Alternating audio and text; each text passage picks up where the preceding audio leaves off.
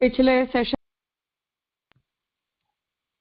हमने तृतीय अध्याय का प्रारंभ किया था, जहां प्रारंभिक अधिकरण में इस विषय का विचार किया गया कि जीव जो है वो संस्कृत अवस्था में एक शरीर से दूसरे शरीर में या एक लोक से दूसरे लोक में गमन कैसे करता है। और इस विषय को प्रारंभ करने का प्रयोजन हमने देखा था कि जितने भी जीवात्माएं होती हैं वो एक शरीर से दूसरे शरीर में आती है और फिर नए शरीर में कर्म वगैरह का प्रारंभ करती है। और वो संस्कृत जीवात्मा होती है क्योंकि अपनी सूक्ष्म शरीर के अंदर वो अपने पूर्व अवस्था की सभी वासनाओं को लेकर आती है। इसलिए शंकराचार्य जी के सिद्धांत के अनुसार, क्योंकि ये संभव नहीं है, क्योंकि जो जीवात्मा होती है वो पहली बात तो कि साक्षात ब्रह्म रूप है, ब्रह्म और जीव अलग तत्व नहीं है, और दूसरा ये कि कर्मजन्य जो मार्ग है वो मार्ग मोक्ष प्राप्ति के लिए उपयुक्त मार्ग भी नहीं है। तो इन पूर्व पक्ष प्रारंभ मुख्य जो सिद्धांत है उससे जनित ये जो पूर्व पक्ष है उसके कारण ये पूरा विचार जो है वो उपस्थित हुआ। और अब तक के विषय में हमने इस बात को देखा कि जहाँ ये पंचाग्नि से संस्कृत जीवात्मा की अवस्था का वर्णन आ रहा है पूरा, उस वर्णन के अंतर्गत ये विचार किया गया कि जो जीवात्मा है वो उन संस्कारों के साथ जाती है और उस जीवात्मा के जो भी संस्कार पंचाग्नि को धारण करने से जनित होते हैं उनसे वो जीवात्मा सूक्ष्म शरीर के प्राण, इंद्रिय, मन, बुद्धि आदि सब कंपोनेंट्स के साथ एक शरीर से दूसरे शरीर में या एक लोक से अन्य जो लोक है उसमें गमन करती है। परंतु जैसा हम प्रारंभ में देख चुके कि ये उत्तम कक्षा के जो होते हैं उनके विषय में ये पूरा विचार नहीं हुआ है।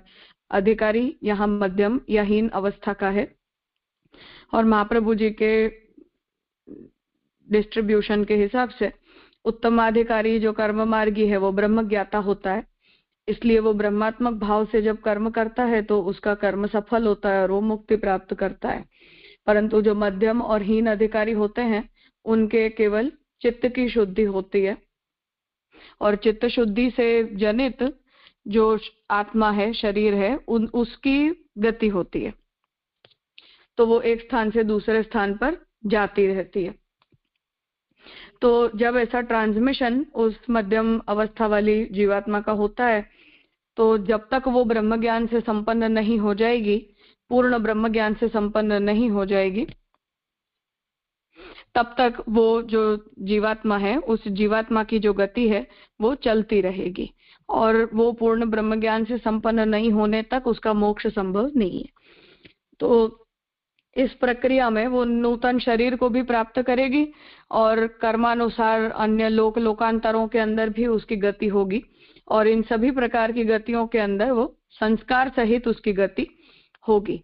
तो इसे यहाँ समझाना चाह रहे थे। ये पूरा ओवरऑल विषय था जिसे हमने अभी तक के सत्र में देखा और श्रुति वचनों का संदर्भ देते हुए महाप्रभु जी ने अपने पक्ष को स्पष्ट किया कि ये जितने भी श्रुति वाक्य हैं जहां ये जीवात्मा की गति का वर्णन प्राप्त हो रहा है वहां पूर्व पक्ष का खंडन करते हुए ये जीवात्मा सुसंस्कृत होकर गति करती है और किन किन तत्वों के आधार पर गति करती है उन सब का वर्णन अब तक के विषय में हम देख चुके हैं।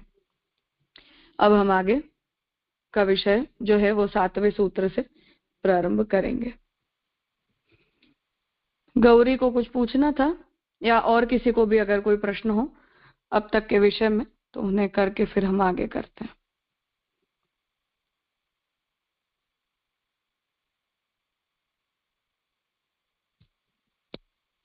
हाँ बोलो गौरी। हाँ प्रणाम राजा। રાજા આમાં જે અમુક જે એટલે જે શંકા થઈ ને તે મને થોડી ક્લિયર હજુ થઈ નથી, એટલે મને અહીંયા જે એટલું તો સમજમાં આવ્યું કે જે પ્રશ્ન ઉઠ્યો હતો કે શ્રુતિમાં શ્રદ્ધાને જલથી ઇન્ડિકેટ કેમ કર્યું છે? તો શ્રી મહાપ્રભુજીએ એનું સમાધાન આપ્યું, રાઈટ, અને કીધું કે એ પરોક્ષવાદથી એમનું સમાધાન આપ્યું અને શુદ્ધિના ગુણની સમાનતાથી મહાપ્રભુજીએ સમજાવ્યું ત્યાં. પણ અહીંયા જે શ્રુતિ છે ને કે શ્રદ્ધામ જુહતી તસ્યા આહુતે સોમો રાજા સંભવતી, તો જે ત્યાં શંકા જે થાય છે એમાં મને હજુ ક્લિયર નથી થતું કે પૂર્વ પક્ષી એવું કે છે કે શ્રદ્ધાને એમને જલનું પૂરક માની લીધું છે, તો પછી અહીંયા વિરોધાભાસનો પ્રશ્ન કેમ થાય છે એ મને સમજવું હતું કે એ જે શંકામાં કે છે સોમો રાજા સંભવતી, એમાં વિરોધાભાસ થવાનું કારણ મને ક્લિયર નથી થતું. विरोधाभास इसलिए होता है क्योंकि कोई स्थान पर श्रद्धा पद का प्रयोग श्रद्धा के लिए ही किया जाता है और कुछ स्थानों में श्रद्धा पद का जो प्रयोग है वो जल के अर्थ में भी किया जाता है. तो दो स्थानों में अगर श्रुति वचनों में दो प्रकार के श्रुति वचन हमें मिल जाएं और उन दोनों में अलग अलग प्रकार के एक ही शब्द के दो अलग अलग अर्थ किए गए हों तो कंफ्यूजन हो जाता है. हम एक मीनिंग मानकर चलते हैं पर दो मीनिंग उपस्थित हो जाते हैं. तो हमेशा संदर्भ से उसका निर्णय करना पड़ता है कि यहाँ के संदर्भ में इस शब्द का हमें क्या अर्थ लेना है. इसलिए वो टेक्सचुअल जो शब्द हैं उनको लेकर ये प्रश्न उपस्थित किया गया था.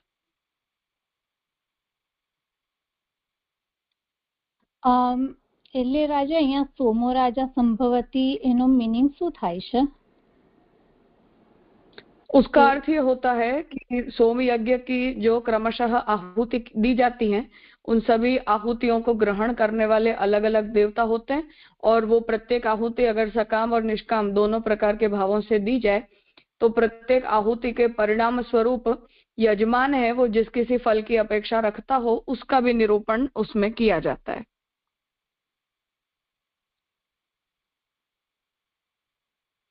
अब वो प्रक्रिया आज के जमाने में थोड़ा बोलते हैं तो सब कंट्रोवर्शियल हो जाता है, पर अश्व जो है उससे अग्नि के अंदर उसका होम किया जाता है, अश्व का होम किया जाता है.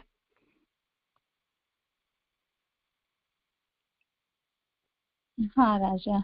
અને રાજા ત્યાર પછીની જે શંકા છે ને એમાં જે પૂર્વ પક્ષી એવી શંકા કરે છે કે પ્રથમ સોમ યજ્ઞની આહુતિમાં જલથી પ્રાણની ગતિ થાય છે એવો ઉલ્લેખ નથી, રાઈટ? તો પછી અને જીવોત્પત્તિનું પ્રકરણ કેવી રીતે કહી શકાય એવું જે શંકા કરે છે ને, તો એ મને હજુ એ પણ ક્લિયર નથી થતું કે એવું કેમ કહી રહ્યા છે.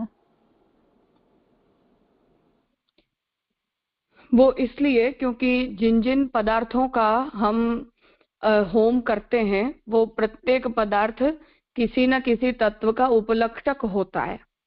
जैसा मैंने ये बताया था कि जैसे सुपाड़ी के अंदर हम गणेश जी की प्रतिष्ठा करते हैं जब गणपति पूजन किया जाता है कर्म में, तब अब सुपाड़ी में कैसे गणेश जी की प्रतिष्ठा हुई, पर वो मंत्र प्रतिष्ठा होती है. अब मंत्र प्रतिष्ठा करने के लिए गणेश जी की सुपाड़ी में हम प्रतिष्ठा कर सकते हैं पर प्रत्येक देवता की सुपाड़ी में प्रतिष्ठा नहीं कर सकते. ऐसे शास्त्र प्रत्येक पदार्थ के बारे में ऐसे उपलक्षक पदार्थों का विधान करता है. तो जहां हम जैसे जल की आहुति दी जाती है ऐसे अक्षत की भी आहुति दी जाती है, ऐसे गेहूं की भी आहुति दी जाती है, यव की भी आहुति दी जाती है, तिल की भी दी जाती है, ऐसे ही दूध, दही, तक्र, इन सब की भी आहुति दी जाती है. तो प्रत्येक आहुति जो है वो एक प्रयोजन से दी जाती है. तो जैसे शास्त्र ने ये कहा कि तुम्हें इस स्वर्ग की कामना हो तो तुम दही की आहुति दो. अब ये पदार्थ उसका उपलक्षक है कि ये इसी कामना से इसका होम किया गया है. उस तरह से जो भी द्रव्य, क्योंकि हम श्रद्धा का होम करेंगे तो ये कोई भावना है, इसका होम थोड़ी हो सकता है, ये तो इमोशन है जो हमारे मन में होता है.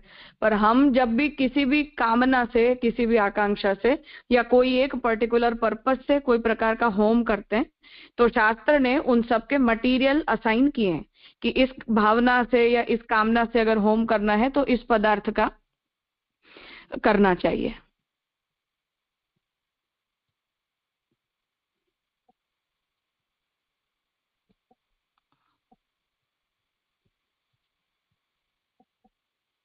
हाँ राजा, समझायो।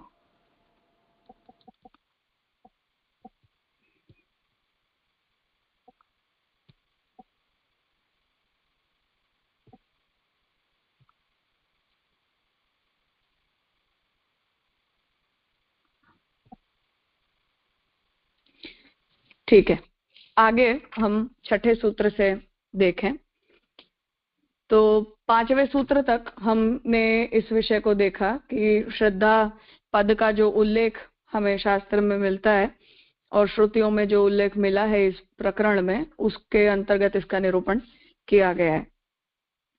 इसलिए अब आगे इस विषय का विचार कर रहे हैं कि जीवात्मा की जो गति होती है वो किस प्रक्रिया से होती है। पुरुषोत्तम जी का हम वचन यदि देखें तो छठे सूत्र में इस बात को कह रहे हैं कि जितने भी जीव होते हैं उन सबकी ऐसी गति होती है, या जो केवल ज्ञानोपयोगी होते हैं उन्हीं की ये गति होती है। आप लोग कह रहे हैं इसलिए मैं छठे से कर रही हूँ, लेकिन मुझे ऐसा याद है कि ये हो चुका है।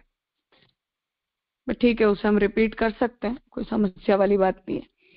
तो छठे सूत्र में इस बात को 5मा सुधीने ज थयुं छे, छठ्ठું નથી થયું।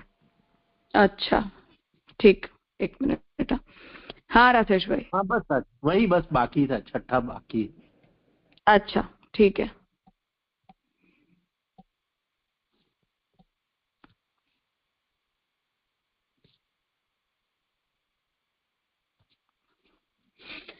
तो छठे सूत्र में इस बात को कह रहे हैं कि जितने भी जीव होते हैं क्या उन सभी की ऐसी गति होती है या केवल ज्ञानोपयोगियों की ही होती है, अर्थात जो ज्ञान सहित कर्म करने वाले होते हैं उन्हीं की, या जो कर्म ज्ञान सिद्धि के लिए किया जाता है उसकी, ऐसी आशंका यहाँ उपस्थित कर रहे हैं।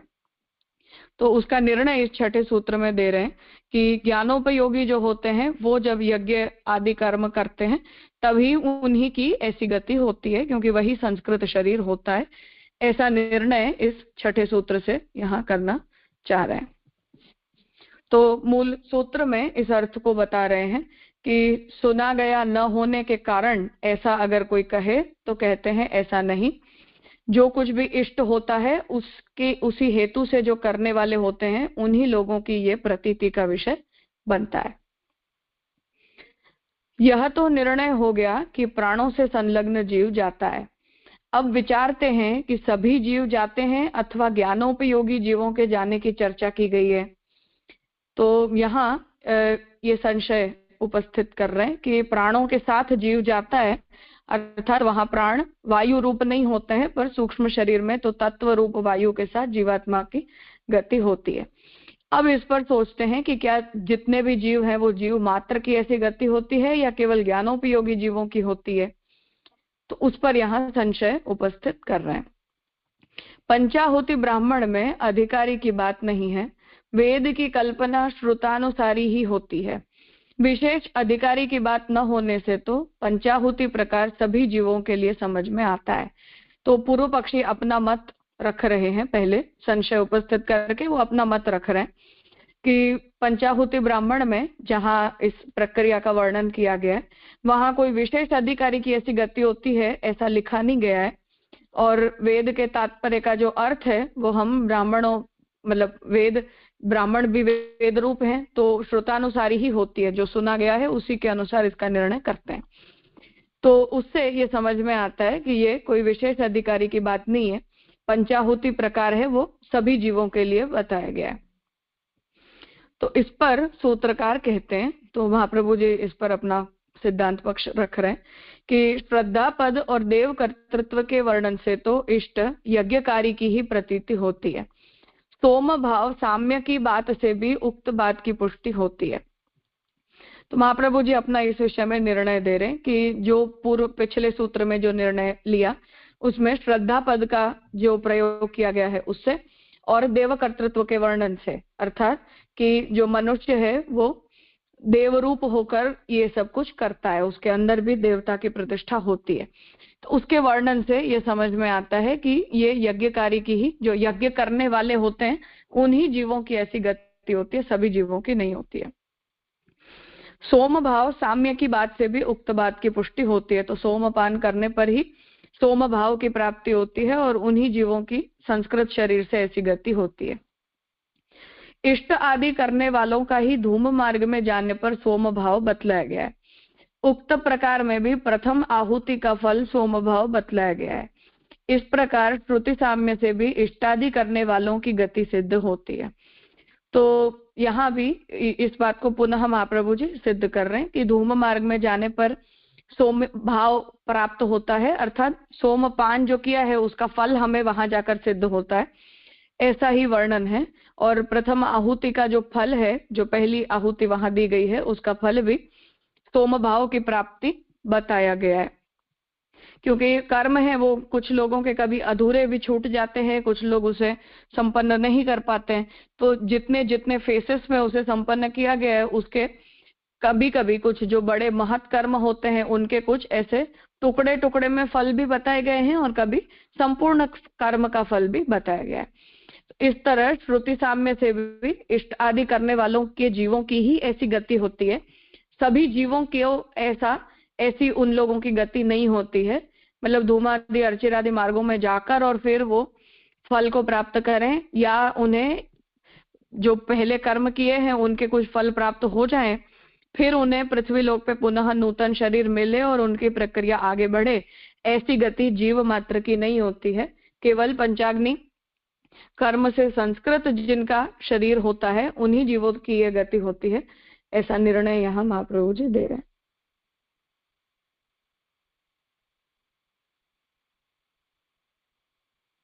कुछ पूछना है? हाँ राजा, दंडवत प्रणाम। राजा, इष्टादि करने वाले मतलब यज्ञ ही हुआ ना, इष्टादि कर। हाँ हाँ। और राजा दूसरा बात ऊपर जो आई, पंचाहुति प्रकार सभी जीवों के लिए समझ में आता है, वो पूर्व पक्ष है। और इसमें हाँ, ऐसा वो पूर्व बताया पक्षी कि ने जो अपना मत रखा। अच्छा, और इसमें ऐसा है महाप्रभु जी के हिसाब से कि जो यज्ञ आदि करते हैं उनका ही इस मार्ग से मतलब मोक्ष होगा, ऐसा। हाँ, और राजा एक सोम भाव प्राप्त मतलब आपने आप आज्ञा तो की कि सोम यज्ञ का फल मतलब वो कोई मुक्ति का प्रकार मतलब हम गिने, या कोई इंटरमीडिएट नहीं, फल के रूप में? उन सोम भाव की प्राप्ति का मतलब है कि सोमपान किया हुआ व्यक्ति जिसे कुछ बेसिक फल प्रदान किया जाना है, अब वो फिर अपनी साधना को आगे बढ़ाएगा। हाँ हाँ राजा।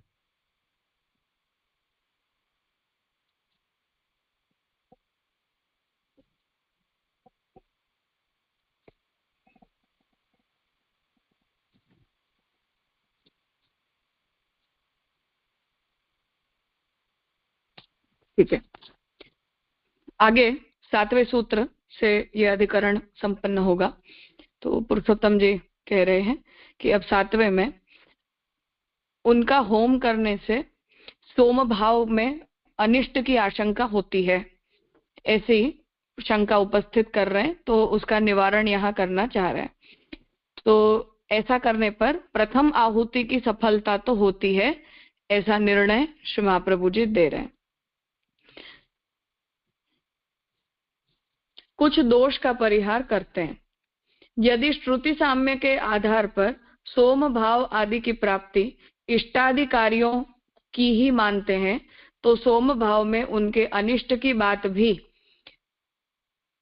उन देवों के अन्न का वही देव भक्षण करते हैं इत्यादि श्रुति से ज्ञात होती है। और दूसरी श्रुति में चंद्र दृष्टांत वाली समान श्रुति भी उसी की पुष्टि करती है। इनमें देवताओं द्वारा इष्टकर्ताओं के भक्षण की बात कही गई है। वे देवता अपने अन्न को पर्जन्य रूप से अग्नि में कैसे हवन कर सकते हैं? पंच आहुति वाली बात नहीं हो सकती। इस संशय का वा शब्द से परिहार करते हैं। तो मूल सूत्र में सबसे पहले जो भाक्त पद दिया गया है वो पूर्व पक्षी ये कहता है कि नहीं, आप जो कह रहे हो वो गलत है, और उसका परिहार करने के लिए वा पद का बीच में प्रयोग किया गया है, और उसके बाद के जितने भी पद हैं वो सिद्धांत पक्ष हैं। तो संशय यहाँ ये उपस्थित कर रहे हैं कि अगर श्रुति में साम्य के आधार पर, मतलब समानता के आधार पर अगर हम देखें तो सोम भाव आदि की प्राप्ति इष्टादि कार्यों की ही मानते हैं, जो निर्णय हमने छठे सूत्र में दिया कि ये जो यज्ञ करने वाला व्यक्ति है उसी को सोम भाव की प्राप्ति होती है। तो कभी कभी श्रुति में ऐसे भी वचन मिले हैं जहां सोम भाव में उनके अनिष्ट की भी बात कही गई हो कि तुम्हारा कभी कभार, क्योंकि कर्म में अगर गलती कर देते हैं तो देवता उनका खराब भी करते हैं, तो फल हमें अच्छा मिलना चाहिए, परंतु हम अगर कर्म के अंदर कोई प्रक्रिया में गलती कर देते हैं तो उसका कोई विपरीत परिणाम भी हमें मिलता है। जैसा दिति के पयोव्रत वाले प्रसंग में हम देखते हैं कि वो मरुदगण आदि जो है वो देवताओं के रूप में प्रकट हो गए, वस्तुतः उसे राक्षस की आकांक्षा थी। तो ऐसे विपरीत फल भी कभी कभार कर्म करने वालों को प्राप्त हो जाते हैं। तो उस विषय में यहाँ संशय कर रहे हैं कि हर यज्ञ करने वाले को अच्छा ही फल मिलता हो, ऐसा आवश्यक नहीं है। श्रुति के अंदर जो है वो इसके विपरीत फलों का भी वर्णन किया गया है। तो उसका मतलब यह है कि सोम इष्टादि कर्म करने वाले व्यक्ति की कभी कभार उसका अनिष्ट भी होता है, और उस अनिष्ट के होने की संभावना को बताने के लिए यहाँ दो प्रमाण वचन दिए गए हैं, जहाँ ये बात कही गई है कि जो वो देवता है वो इष्टकर्ताओं को ही खा जाते हैं, उसी का भक्षण कर जाते हैं। तो वो जो देवता है वो अपने अन्न को पर्जन्य रूप से अग्नि में कैसे हवन करेंगे, तो पंचाहुति वाली बात यहाँ नहीं हो सकती है। अर्थात कि हर कर्म करने वाले की ऐसी ही गति होती हो जैसा कि हमने वर्णित किया कि उसकी जीवात्मा इस प्रकार से गति करती है, तो कहते हैं कि ऐसा नहीं है। तो इस संशय का वा शब्द से महाप्रभु जी परिहार कर रहे हैं। कहते हैं कि इष्टकर्ताओं के सोम भाव की बात गौण है और भक्षण की बात भी गौण है। स्वभावतः चंद्रमा अंगार के समान है, वह आहुति का फल कैसे हो सकता है। सोम भाव की गौणता का निरूपण आगे करेंगे, अभी तो भक्षण की गौणता का विचार करते हैं। तो महाप्रभु जी इस बात को यहाँ कह रहे हैं कि इष्टकर्ताओं के सोम भाव की बात इस पूरे प्रकरण में वो भी गौण है और भक्षण की बात भी यहाँ गौण है। तो स्वभावतः जिस मन को चंद्रमा रूप कहा गया है कि मन से चंद्रमा की उत्पत्ति होती है, और पिछले 5वें सूत्र में हमने वो देखा कि वो जो पुरुष सूक्त में सूक्ष्म मन की तत्व रूप मन की उत्पत्ति का विचार किया गया है। तो वो चंद्रमा जो होता है वो हमारे मन का देवता कहा गया है, तो वो अंगार के समान है, वो आहुति का फल नहीं हो सकता है। तो सोम भाव की गौणता का निरूपण अब आगे जाकर करेंगे। अभी तो भक्षण कि जो देवता होता है वो यज्ञ करने वाले को ही खा जाता है, उसी का वो भक्षण कर जाता है, इसका पहले यहाँ उसकी गौणता का निरूपण कर रहे हैं। भक्षण की बात तो अन्न भाव में ही बन सकती है, किसी अन्य वस्तु में तो अन्न भाव में तो अन्न भाव हो नहीं सकता। ब्रह्म ज्ञान हो जाने पर तो सब में अन्न भाव होना संभव है, उस उपस्थिति में तो सब कुछ संभव है, जैसा कि श्रुति वचन में ये बात कहा गया है कि वामदेव ने सब कुछ ब्रह्म रूप देखा इत्यादि वर्णित वामदेव के वृत्तांत से निश्चित होता है। यह अप्राकृत दृष्टांत है, प्रकृति में तो ऐसा होना संभव नहीं है, क्योंकि प्रकृति में आत्मज्ञान नहीं रहता। तो अब यहाँ जो ये देवता होते हैं वही अब उस अन्न को खा जाते हैं। अब ये जो वर्णन आया है उस पर ये विचार पूरा यहाँ उपस्थित हुआ कि क्या उसका अर्थ ये है कि यज्ञ करने वाले का अनिष्ट कर जाते हैं देवता, क्या उसे खा जाते हैं, ऐसा उसका हम लिटरल मीनिंग लेंगे। तो महाप्रभु जी इस बात को कह रहे हैं कि जो भक्षण की बात है वो अन्न भाव में ही बन सकती है, किसी दूसरे वस्तु को दूसरे में अन्न भाव उत्पन्न नहीं होता है। परंतु जब ब्रह्म ज्ञान हो जाता है तब हम जैसे हर वस्तु को प्राकृत देखते हैं, ऐसे भोग्य और भोक्ता के संबंध से हर वस्तु के अंदर अन्न भाव का विचार कर पाना पॉसिबल है। और उसके लिए यहाँ दृष्टांत के रूप में वामदेव जी के ही चरित्र को दिया जा रहा है। तो ये अपराकृत दृष्टांत है। प्रकृति में ऐसा नहीं होता है, क्योंकि प्रकृति के अंदर तो आत्मज्ञान होता ही नहीं है। प्रकृति इस बात को जानती नहीं है कि क्या अन्य रूप होता है और क्या अन्य रूप नहीं होता। अपराकृत अवस्था में तो मोक्ष ही होता है, चांद्रमसी आदि गति नहीं होती है, इसलिए भक्षण की बात गौण ही है। तो हमारी जो अपराकृत अवस्था होती है उसके अंदर तो हमें मुक्ति प्राप्त हो जाती है, परंतु ये जो वर्णन है कि जहां वो देवता अन्न का भक्षण कर रहे हैं, ऐसा जो वर्णन आया है, ये जो वर्णन है वो अपराकृत अवस्था का नहीं है, क्योंकि इसमें तो अभी वो व्यक्ति मतलब यज्ञ करने वाला व्यक्ति उपस्थित है, उसकी मुक्ति नहीं हुई है अभी तक। तो जब वो मुक्त जो जीवात्मा है वो जब गति कर जाती है, उसके बाद देवता उसका भक्षण नहीं कर जाते हैं, परंतु वो जो देवताओं के बारे में जो ये वर्णन किया जा रहा है वो उस अवस्था का वर्णन है कि जहां वो जीव ब्रह्मज्ञान पूर्वक उन धर्मों का अनुसरण करने लग जाता है। तो जब वो उन धर्मों का अनुसरण करने लग जाता है तब उसे ऐसा लगने लगता है कि ये जितने भी धर्म हैं वो सब ब्रह्मरूप हो चुके हैं और मैं खुद भी ब्रह्मरूप हो चुका हूं। तब फिर उस देवता के अंदर या यज्ञ करने वाले व्यक्ति के अंदर, यज्ञ करने वाला जो व्यक्ति है उसके लिए सब कुछ एक समान हो जाता है। उसके अंदर, देवता के अंदर और अन्य द्रव्यों के बीच में कोई भेद बच नहीं जाता है। उसी प्रकार से जो वो देवता होते हैं वो भी उस यज्ञ करने वाले व्यक्ति के प्रति प्राकृत जीव तुल्य भाव नहीं रखते हुए उसके लिए भी उनका भाव भी बदल जाता है।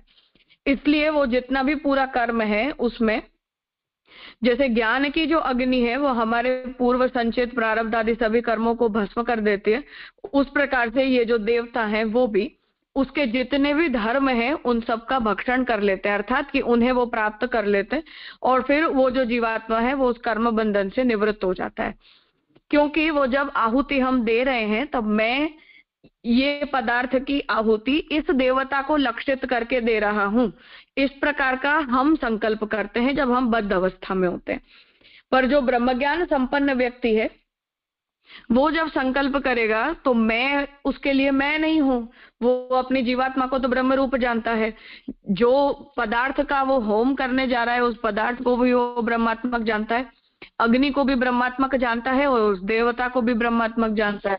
इसलिए उसके लिए मैं अपनी किसी ममतात्मक पदार्थ का आपके प्रति होम करने जा रहा हूं, इस प्रकार का संकल्प उसका अपना भी नहीं होता है। ये सब कुछ ब्रह्मात्मक है और मैं ब्रह्मात्मक पदार्थ का ब्रह्मरूप अग्नि में ही होम कर रहा हूं, ऐसी उसकी दृष्टि होती है। इसलिए जो देवता है वो भी जब उस प्राप्त हुई आहुति का भक्षण करेंगे तो वो उसे किसी प्राकृत जीव के द्वारा दी गई आहुति के भक्षण के रूप में नहीं लेते हैं। इस बात को ओवरऑल यहाँ कहना चाह रहे हैं।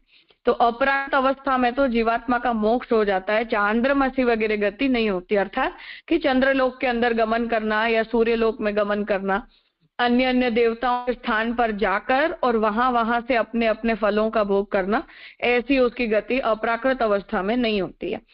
इसलिए ये जो पूरा विषय है वो ऐसे मुक्त जीवात्मा के लिए आ रहा है, कहीं कहीं उसका वर्णन मिल जाता है, कहीं कहीं मध्यम अवस्था वाले व्यक्ति का वर्णन होता है। इसलिए ये जो पूरे भक्षण की बात है वो गौण ही है, ऐसा महाप्रभु जी कहना चाह रहे हैं।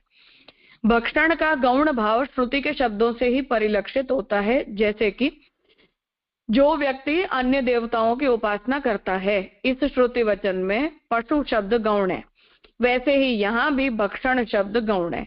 यहाँ भक्षण शब्द क्रीडत भोग अर्थ में प्रयुक्त है, जैसे कि त्रियम भुंगते में भोगार्थक है, चंद्र के समान भोग करता है, यही भक्षण का तात्पर्य है। इससे जीव की अमरता दिखलाई गई है, अतएव भक्षण शब्द स्तुति परक है, अनिष्ट सूचक नहीं। तो महाप्रभु जी यहाँ इस बात को स्पष्ट कर रहे हैं कि यहाँ जो ये चंद्र शब्द का प्रयोग किया गया है और जो भक्षण का निरूपण है, जो दो श्रुति वचनों के उदाहरण पूर्व पक्षी ने अनिष्ट फल प्राप्त होता है इसे सिद्ध करने के लिए दिए, उन दोनों ही वाक्यों का महाप्रभु जी अपना तात्पर्य बता रहे हैं कि ये दोनों ही अनिष्ट सूचक नहीं है, परंतु यहाँ पशु शब्द गौण है, उसी तरह यहाँ भी भक्षण शब्द की गौणता बताई गई है। और ये जो भक्षण शब्द है वो भोग के अर्थ में, खा जाता है मतलब कि सामने वाले जीव का नाश कर देते हैं, ऐसा उसका तात्पर्य नहीं है, परंतु भोग्य भोक्ता के संबंध से देवता उस जीव का भोग करते हैं, मतलब जीव के द्वारा प्रदत्त आहुतियों का वो भोग करते हैं। और जो वो जीव होता है उसकी भी जब गति होती है तो वो चंद्र के समान भोग करता है। मतलब जैसा हम ये कहते हैं कि यावत चंद्र दिवाकरौ, जहां तक सूर्य और चंद्र हैं वहां तक तुम इस फल को प्राप्त करोगे, उस प्रकार उसे बहुत बड़ा एक अक्षय फल प्राप्त होता है। यही भक्षण शब्द से वहां तात्पर्य हमें समझना चाहिए। तो इससे जीव का अमरत्व बताया गया है, इसलिए जो भक्षण शब्द है वो जीवात्मा को प्राप्त होने वाले फल की स्तुति करने के लिए कहा गया, अनिष्ट सूचक नहीं है। चंद्र के लक्षण की बात तो उसके क्षय से ही अनुमित हो जाती है, जहां इस बात को कहा गया है कि श्रुति ने भी इस बात को कहा कि सबसे पहले हम उस फल पहली आहुति के द्वारा चंद्रमा के समान गति को प्राप्त करते हैं। जीव के सोम भाव का तात्पर्य है कि जैसे कि चंद्र घटता बढ़ता है वैसे ही जीव भी पुनः पुनः आवागमन को प्राप्त होता हुआ अमरता को प्राप्त करता है। तो जीवात्मा को सोम भाव प्राप्त होगा, कैसा प्राप्त होगा? चंद्रमा के समान प्राप्त होगा। तो उसका क्या तात्पर्य है कि जैसे चंद्र की कलाएं घटती बढ़ती रहती हैं, उसी तरह जब तक उस जीवात्मा को ब्रह्म ज्ञान संपन्न वो नहीं हो जाता तब तक वो पुनः पुनः पंचाग्नि को धारण करेगा, दोबारा दोबारा से उसके वो संस्कार बनेंगे, उन संस्कारों को प्राप्त करके वो ऐसे भोगों को भोगेगा और फिर से पृथ्वी लोक पर आएगा। और इतना करते करते जब उसकी पूरी चित्त शुद्धि होके उसमें ज्ञान दृढ़ हो जाएगा, तब वो अपने अंतिम फल को प्राप्त करेगा। ये प्रक्रिया को समझाने में शास्त्र का तात्पर्य है। देवता भगवान के अव्यय हैं, इसलिए भोग नहीं करते इत्यादि भाव अनशन श्रुति में दिखलाए गए। भगवान न भोग करते हुए भी भोग करते हैं, वैसे ही देवताओं के लिए भक्षण की चर्चा ठीक ही है। भक्षण तो गौण बात है, इसलिए जीव की सोमभाव प्राप्ति चिंतनीय नहीं है। तो महाप्रभु जी यहाँ इस बात को समझा रहे हैं कि जो देवता हैं वो भगवान के अवयव हैं, इसलिए वो भोग नहीं करते। ऐसी बात अनशन श्रुति के अंदर बताई गई है। जैसे भोग नहीं करते का तात्पर्य कि जैसे भगवान अरोगते हैं, पर भगवान का अरोगना हमारे प्राकृत प्रक्रिया के समान नहीं होता है। तो न तो उसके अंदर कोई ममत्व होता है, न ही कोई देह रक्षा की भावना होती है, न ही कोई स्वाद बुद्धि होती है, और न ही वो कोई प्राकृत आवश्यकता होती है, पर यह अप्राकृत भोग है। उसी प्रकार से देवताओं के भी भक्षण को हमें अप्राकृत भोग के रूप में देखना चाहिए। वहां भक्षण शब्द का अर्थ जीव का अनिष्ट हो जाता है, ऐसा नहीं है। और ये जो पूरी भक्षण की बात है वो वहां गौण है, वस्तुतः जीवात्मा के सोम भाव का ही वो प्रकरण है, इसलिए भक्षण का जो प्रकरण है वो वहां चिंतनीय नहीं है। ये निर्णय श्री महाप्रभु जी इस विषय में दे रहे हैं।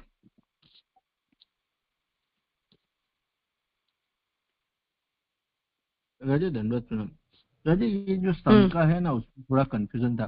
पहले के सूत्र में शंका ये देखी कि सभी जीवों का वो पंचाहुति प्रकार से मतलब उनका मोक्ष या उनका गति होती है, तो वहां प्रभु जी ने ऐसा कहा कि खाली जो यज्ञ करते हैं उनका ही इस प्रकार से मोक्ष होता है।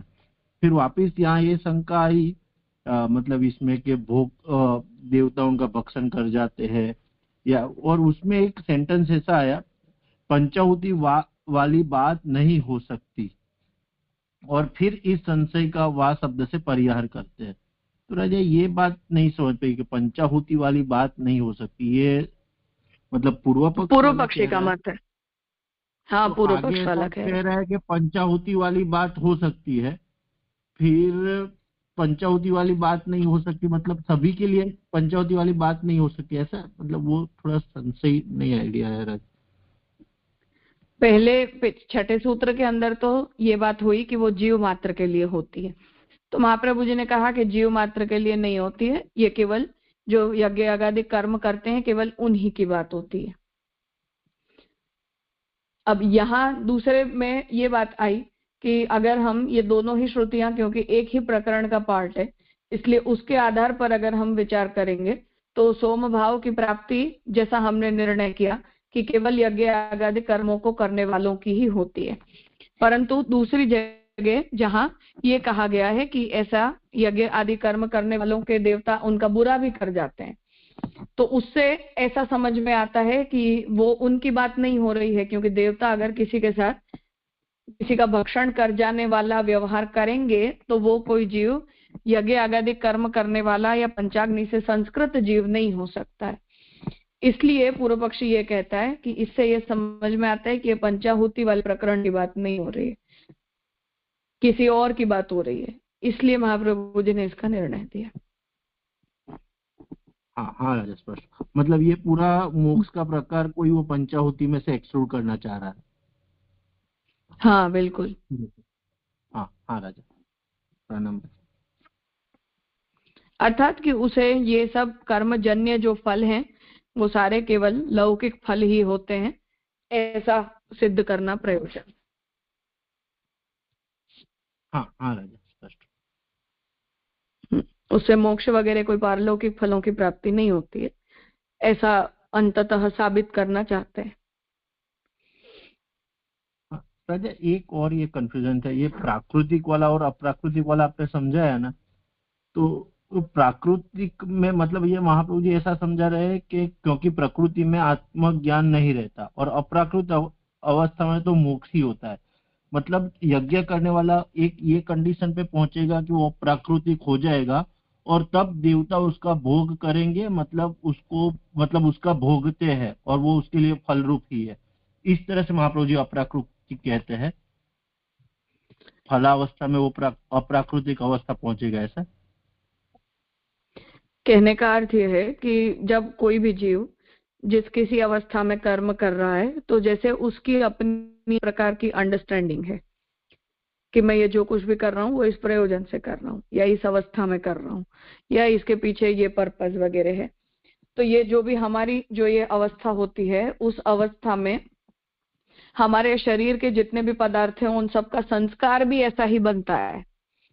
जो भी हमारी बुद्धि में या हमारे चित्त के अंदर जो भी एक निर्णय है, वही संस्कार हमारे मन, बुद्धि, इंद्रिय आदि पूरे देह संगात को जाता है और उसी प्रकार की भावना से संस्कृत होकर उस जीव की गति होती है। तो हमने, शास्त्र ने तो कह दिया कि ये कर्म सबसे उत्तम होता है, इसको करने से मोक्ष हो जाता है, पर हमने अगर अपने अंदर उस प्रकार की भावना नहीं रखी है तो हमारे देह संघात का उस प्रक्रिया से संस्कार ही नहीं हो पाया ना। तो संस्कार नहीं हुआ तो मोक्ष कैसे हो जाएगा? नहीं होगा। तो संस्कृत करो, उसे बार बार करते रहो। कब तक करते रहो? जब तक वो ब्रह्म ज्ञान से संस्कृत ना हो जाए तब तक करते रहो। और ब्रह्म ज्ञानी है वो तो एक बार करेगा तो भी उसका सीधा मोक्ष हो जाएगा, उसे इतनी लंबी प्रक्रिया में जाने की आवश्यकता ही नहीं। जी राजा। मतलब राजा अप्राकृतिक अवस्था मतलब जो मानसी सा परामत, मतलब खाली हम पैरेललिज्म ड्रॉ करें तो हाँ, तरह से ब्रह्म बुद्धि हो जाए ऐसी अवस्था। हाँ, मतलब तनु विद्या करते करते वो उसकी प्राकृतिक समझे और वो करते करते उसको ब्रह्म बुद्धि हो जाए तो उसकी वो अप्राकृतिक अवस्था समझे, ऐसे। हाँ मतलब हाँ बिल्कुल। हाँ हाँ, प्रणाम।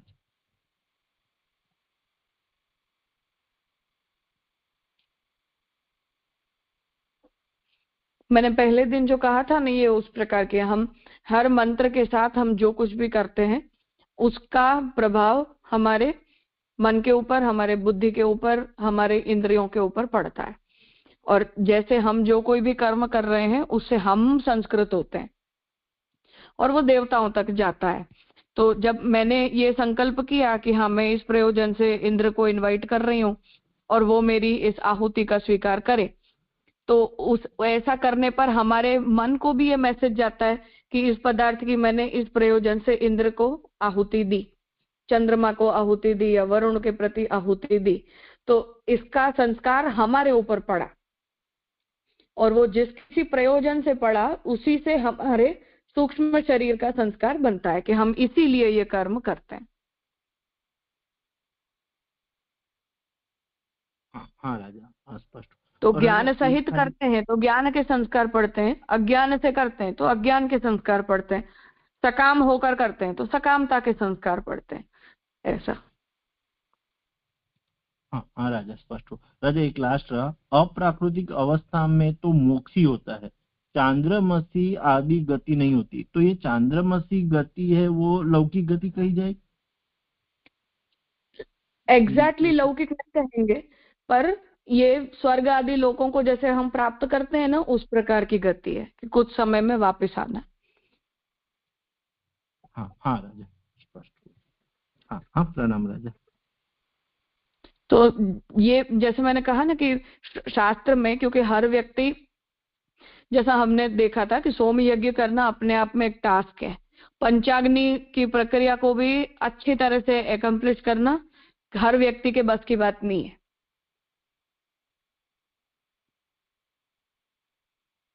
तो कोई व्यक्ति मानो नहीं कर पाया इस जन्म में पूरा, या जो कुछ भी किया उसके अंदर कहीं कोई त्रुटि रह गई, तो शास्त्र ऐसा तो नहीं करेगा कि उसे कोई भी फल नहीं मिलेगा। तो कुछ खंडित फल मिलते हैं, तो वो छोटे फल होते हैं, जो थोड़ा पुण्य अर्जित किया है उससे जनित कुछ फल होते हैं। फिर थोड़े से कुछ लंबे प्रकार के फल होते हैं, ज्यादा पुण्य अर्जित किया है या ज्यादा उन कर्मों को ज्यादा प्रपोर्शन में वो संपन्न कर पाए, जाए 1 सोम यज्ञ किया, 2 किए, 5 किए, तो जितना भी उसने किया है उसके कुछ त्रुटित फल भी मिलते हैं, क्योंकि ये मध्यमाधिकारी है। तो वो त्रुटित फल मिलते हैं, तो पूरा निष्काम नहीं हुआ है वो अभी। जब पूरा निष्काम हो जाएगा तो उसकी चित्त शुद्धि होगी, फिर अब वो ब्रह्म ज्ञान प्राप्त करने की प्रक्रिया में जुड़ेगा, और ये सब कर्म तो साथ साथ में चलते रहेंगे। फिर जब वो ब्रह्म ज्ञान से पूरा संपन्न हो जाएगा तब उसका मोक्ष होगा। तो डिपेंड्स कि व्यक्ति कितनी इंटेंसिटी के साथ किन साधनों को कर पा रहा है। हाँ, इसलिए ये चांद्रमासी आदि जो गति है, ये सब ऐसे त्रुटित फल बताए गए कि कुछ समय के लिए तुम थोड़ा ब्रेक ले लो, इस पारलौकिक फल को प्राप्त कर लो, फिर पुनः पृथ्वीलोक में नए शरीर के साथ जाना, दोबारा वहां से अपनी प्रक्रिया को कंटिन्यू करना, ऐसे चलता रहता है। तो वो महाप्रभु जी बता रहे हैं, क्योंकि जैसा हमने ये बात देखी थी कि ये अधिकारी, उत्तम अधिकारी की यहाँ बात ही नहीं हो रही है। ये पूरा विषय, क्योंकि ये गति का प्रकरण केवल और केवल मध्यमाधिकारियों के लिए और हीनाधिकारियों के लिए, या सकाम हो मानो उन लोगों के लिए ही किया गया है। तो उत्तमाधिकारी को महाप्रभु जी कह रहे हैं कि वो अप्राकृत अवस्था में होते हैं, तब तो उनका सीधा मोक्ष होता है, इन गतियों की वहां कोई चर्चा ही नहीं होती है। तो श्रुति ने अगर इन गतियों की चर्चा की है तो वो ऐसे मध्यमाधिकारियों के लिए की है, इसलिए वो गति बीच बीच में छोटे छोटे फलों को दे देती है। जी राजा, और अल्टीमेटली ये मध्यम अधिकारी को जब अप्राकृतिक अवस्था हो जाएगी, ये टूटित फल को भोगते भोगते, तब उसका मोक्ष होगा इस तरह। हाँ, दैवी जीव होगा तो हो जाएगा। अच्छा, हाँ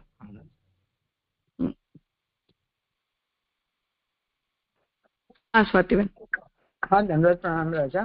राजा, यहाँ जो वो अन्न भाव से जो वो ब्रह्म ज्ञान जिनको हो गया, वो उसका अन्न भाव होता है, यानी भोग्य भोक्ता, भोग्य भाव वो हो जाता है, तो वो त्रुटित फल कैसे कहलाएगा? क्योंकि वो जब भोग्य हो जाएगा देवों के लिए, तो वो तो उसको मुख्य फल ही मिल जाएगा ना। क्योंकि जो पहले ऐसे बताया कि वो अनिष्ट श्रवण हो जाएगा, लेकिन वो तो शंका थी। तो फिर जब वो देवो उसको भोग रहे हैं, और जैसे वामदेव की बात आई, तो वहां तो वो मुख्य फल नहीं हो जाएगा? मुझे वो बीच में आपका एक शब्द टूट गया।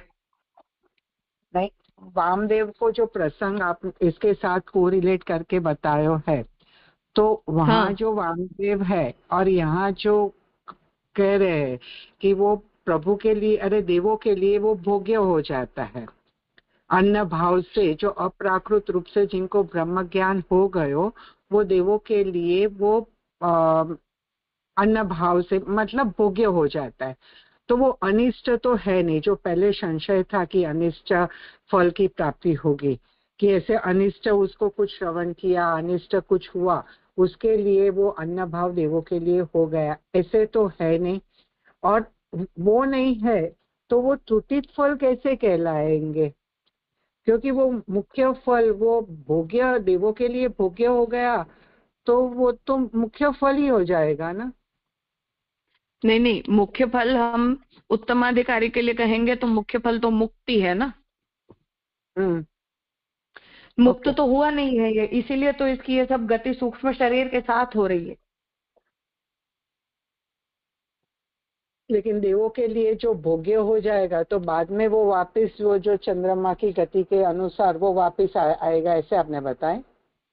हाँ, चंद्रमा तो को देवता के लिए तो जो भी यज्ञ करने वाले हैं वो भोग्य होते ही हैं, क्योंकि हम किन्हें दे रहे हैं वो आहुति, देवताओं को ही तो दे रहे हैं। तो देवता तो उनके भक्षक ही होते हैं, हर आहुति का स्वीकार करने के लिए वो आते हैं, उन्हीं से वो पुष्ट होते हैं। अच्छा अच्छा, यानी देवता भी अमर नहीं है, मुक्त नहीं है, वो उनको पीरियड लॉन्ग है, इसके हिसाब से वो लोग मीन्स जो भोग्य हो गए देवता के लिए वो भी आते जाते रहेंगे, ऐसे हो जाएंगे ना। नहीं, देवता वैदिक जो देवता है, मतलब यद्यपि ये बात सच है कि इंद्र आदि सब पद होते हैं, उनमें भी इंद्र के भी भौतिक, आध्यात्मिक और आधिदैविक के तीनों प्रकार हैं जो सर्वनिर्णय में महाप्रभु जी ने बताया है। तो वो जो देवता होते हैं वो सृष्टि का कार्य करते हैं, और सृष्टि का कार्य करने के बदले में वो हम मनुष्यों से आहुतियों का स्वीकार करते हैं। तो हम जब यज्ञ आदि कर्म करते हैं तो उससे देवता पुष्ट होते हैं, और वो देवता उस शक्ति का कार्य उपयोग सृष्टि संबंधी सब कार्यों को करने के लिए करते हैं। तो हम दोनों एक दूसरे के पूरक होकर इस सृष्टि को चलाते हैं, जो गीता जी में भगवान आज्ञा कर रहे हैं ना, उस तरह से। Okay okay. और ये जो चंद्रमा अंगार के समान है, तो नॉर्मली चंद्रमा तो शीतल अपन मीन समझ में आता है, मेरे समझ में से आता है। तो हाँ, नहीं, वो उसकी शीतलता ही होती है। ये सब शब्दों का जो प्रयोग है वो हम जिसे चंद्रमा कह रहे हैं उसके लिए नहीं हो रहा है, वो चंद्रदेव के लिए हो रहा है। ओके, तो चंद्रदेव अंगारा के समान है, ऐसे समझना। हाँ, अंगार के समान है मतलब वो गर्म है ऐसा उसका अर्थ नहीं है। पर वो देव जो है वो फल रूप है। वो अवस्था जो चंद्रमा की अवस्था प्राप्त होती है, चंद्रलोक प्राप्त होता है, चंद्रमा के समान फल प्राप्त होता है, ये सब शास्त्र के उपलक्षक प्रयोग हैं।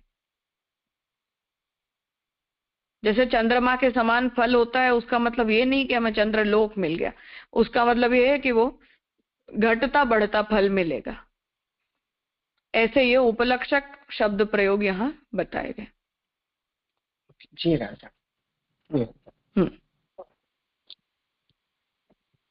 प्रणाम राजा।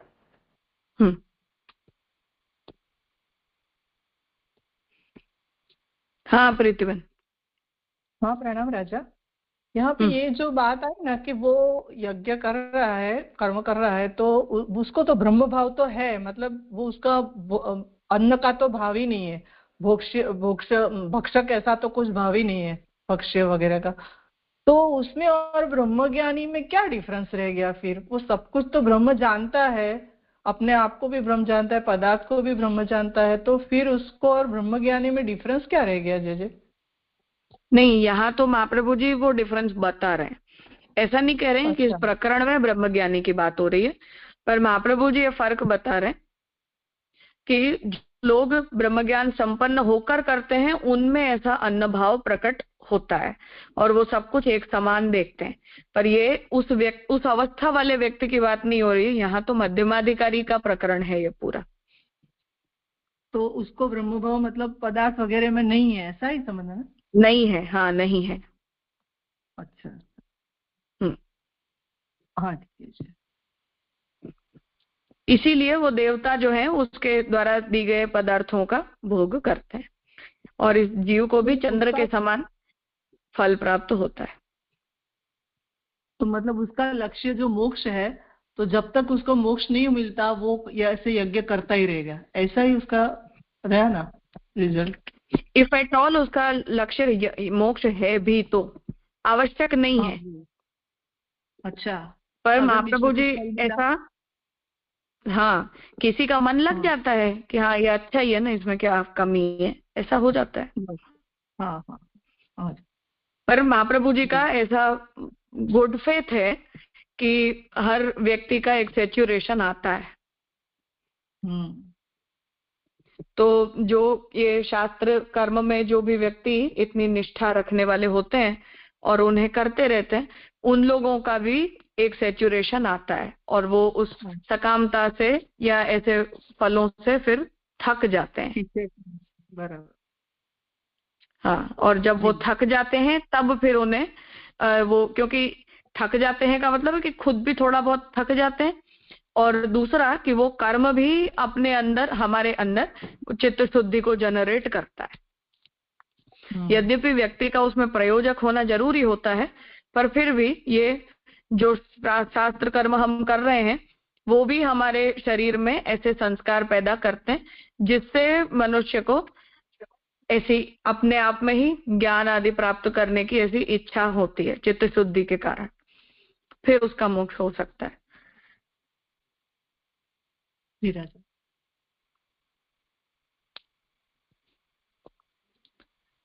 हाँ जगदीश जी कहिए।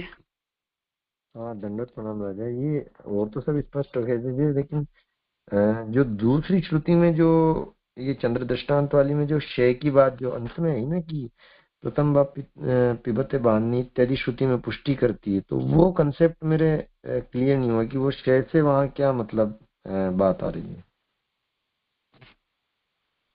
किससे बात आ रही? क्षय से, जैसे कहा ना चंद्र के लक्षण की बात, तो उसके क्षय से ही अनुमति हो जाती है। जो श्रुति बताई प्रथम बाप पिबते वाणी, वो क्या मतलब बात बताई जा रही है? वो महाप्रभु जी ने अपनी बातों को सिद्ध करने के लिए प्रमाण दिया है श्रुति का। जहां श्रुति ये उल्लेख कर रही है कि जीव जो है वो ऐसे टूटे टूटे छोटे छोटे करके फलों को प्राप्त करता है। पहले एक फल मिलेगा, फिर दूसरा मिलेगा, तीसरा मिलेगा, ऐसा।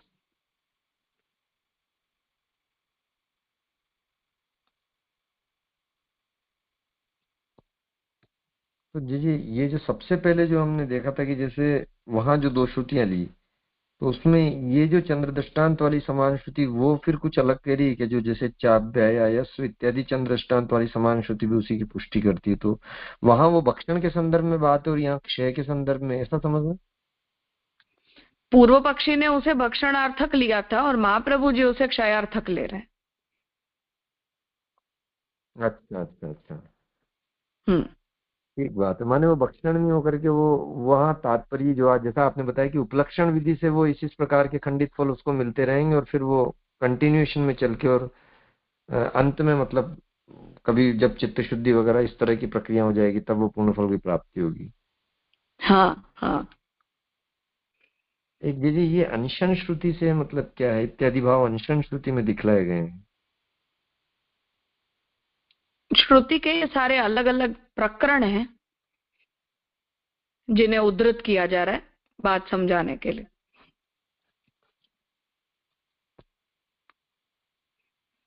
एक जी लास्ट बात जो ये था ना कि मैंने अभी तो यहाँ पर केवल ये माने भक्षण की गौणता बताई गई है, सोमभाव की गौणता का निरूपण आगे करेंगे। तो क्या पूर्व पक्ष में दोनों ही गौणता मान रहे हैं? कैसे मतलब वो बात समझे?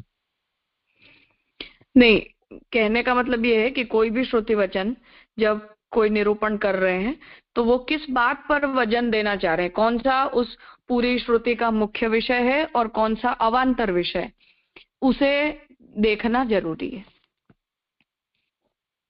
तो कुछ अवान्तर विषय होते हैं जिनका प्रासंगिक निरूपण कर दिया जाता है और कुछ जो निरूपण होते हैं वो मुख्य विषय होते हैं जिनका निरूपण करना मुख्य प्रयोजन होता है। तो महाप्रभु जी ये कह रहे हैं कि ये भक्षण का जो निरूपण है वो गौण है और सोमभाव की जो प्राप्ति है उसका चिंतन करना यहाँ मुख्य प्रयोजक नहीं है इस प्रकरण में, जिस प्रकरण के आधार पर ये संशय उपस्थित किया गया है इस सूत्र में। तो फिर ये मुख्य विषय यहाँ कौन सा हुआ? मतलब इस सूत्र में तो फिर भक्षण वाली बात ही क्योंकि अगर यहाँ भक्षण की भी गौणता है और वो सोमभाव वाला भी मुख्य रूप से चिंतनीय नहीं है, तो फिर यहाँ मुख्य विषय इस सूत्र में कौन सा हुआ? केवल इतना ही कि जीवात्मा की जो गति है वो ऐसी खंडित गति होती है जब तक वो ब्रह्म ज्ञान संपन्न नहीं हो जाता तब तक। अच्छा, तो करके वो पूर्व पक्ष का निस्तारण कर दिया, दोनों जो बात उन्होंने उठाई कि भक्षण वाली और सोमभाव की प्राप्ति वाली। हाँ जी जी जी, स्पष्ट हो गया, दंडवत प्रणाम।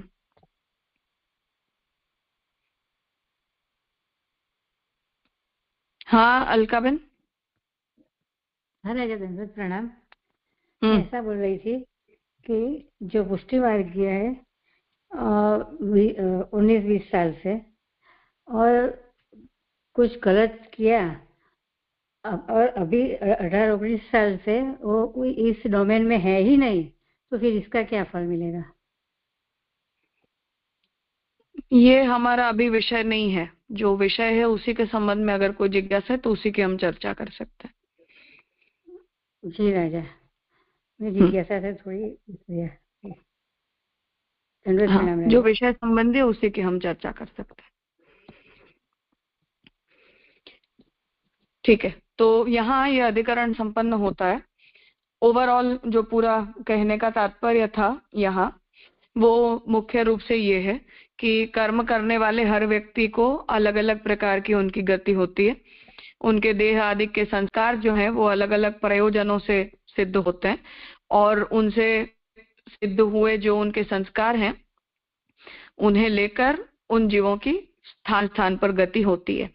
वो गति ब्रह्म भाव से युक्त होते हैं तब भी क्रम मुक्ति की प्रक्रिया से होती है। बहुत ज्यादा आपवादिक स्थितियों में उनकी सद्यो मुक्ति होती है, और चित्त शुद्धि हो जाए परंतु ब्रह्म ज्ञान प्राप्त न हो किसी को, तो जब तक वो ब्रह्म ज्ञान प्राप्त न हो तब तक उन लोगों की ऐसी उन्हें त्रुटित फल मिल सकते हैं अगर वो उन्हें प्राप्त करने की इच्छा रखें। तो कभी कभार कर्म अपने स्वयं फलों को भी जनरेट करता है तो वो भी फल प्राप्त होते हैं, और यदि नहीं होते हैं तो चित्त शुद्धि उनका सम्मिलित फल है, जिसके सिद्ध हो जाने पर, मतलब वो जब भी सकामता को निवृत्त कर देंगे अपनी, तब उस चित्त शुद्धि के, क्योंकि सकाम होना भी चित्त की अशुद्धि है, तो चित्त शुद्धि के संपन्न होने पर फिर ब्रह्म ज्ञान संपन्न होकर उनका मोक्ष में अधिकार होगा। ये मूल प्रक्रिया है जो उत्तमाधिकारियों के साथ होती है। मध्यमाधिकारियों के साथ ये प्रक्रिया लंबी हो जाती है अगर वो इस अवस्था पर पहुंच जाएंगे तो। अगर नहीं होंगे तो त्रुटित फलों को प्राप्त करो और उन कर्मों को करते रहो, यही साइकिल उनकी एंडलेस चलती रहती है। परंतु मूलक कहने का अर्थ यह है कि जीवात्मा की कर्मजन्य संस्कृत गति होती है, और प्रत्येक जो जीव है वो अपने पूर्व जन्म के कोई कोई प्रकार के संस्कारों को लेकर अपने सूक्ष्म शरीर में स्थापित की गई उन वासनाओं के साथ एक शरीर से दूसरे शरीर में जाता है।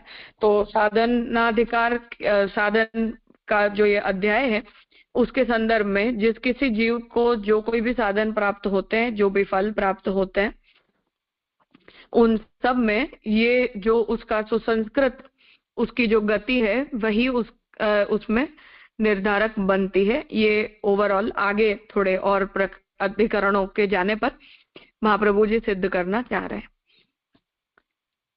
तो आज यहाँ रखते हैं, द्वितीय अधिकरण हम प्रारंभ करेंगे। हाँ हाँ बोलो नहीं। हाँ नहीं, यानी आपने जो बताया ना उसमें ये जो भी मध्यमाधिकार वाले होंगे या तो हीनाधिकार वाले होंगे, तो मूल में तो उनका वर्ण तो कुछ दैवी जीवी तया ही होगा ना, भले क्रम मुक्ति होवे या लंबे काल के बाद होवे, जन्म जन्मांतर के बाद होवे, तो इतना तो समझना होगा ना कि भाई एटलीस्ट जो मुक्ति के लायक है जो भी मार्ग से। आइडियली ऐसा हम कह सकते हैं, हाँ, पर अनिवार्य नहीं है। हाँ हाँ बराबर, नहीं क्योंकि जिस तरह प्रवाही जीव भी हो सकते हैं। अच्छा ओके, हाँ क्यों नहीं, क्योंकि उन्हें भी ये त्रुटित फल ही है ना ये सारे। हाँ त्रुटित फल है, पर त्रुटित फल लेके तो भी आगे त्रुटित फलों में रुचि बनेगी तो ऐसा ही रहेगा। बट त्रुटित फल भी मिलके फिर तो आगे उनका उत्क्रमण ही ऐसे ही ऊर्ध्वगति में होगा ना, माने और कहीं ना कहीं तो। पर हाँ, जिस तरह आप समझा रहे उसको महाप्रभु जी भी रख रहे हैं ऐसी कि हाँ कर्मजन्य से होता है और होना चाहिए भी, परंतु हाँ। जीव ही अगर अयोग्य है तो नहीं हो पाएगा ना, वो प्रक्रिया हाँ। कुछ नहीं कर सकती उस स्थिति में। बराबर। अच्छा, बीज भाव ही मूल पर काम मर्यादा करेगा, जीव है तब तक ये होगा, उनके साथ होगा। कोई सच्ची बात। लंबा समय ले सकता है, कोई कम समय ले सकता है, पर होगा। जी समझ गया, आया समझ गया राजा। ठीक है, प्रणाम राजा। ठीक है, हाँ।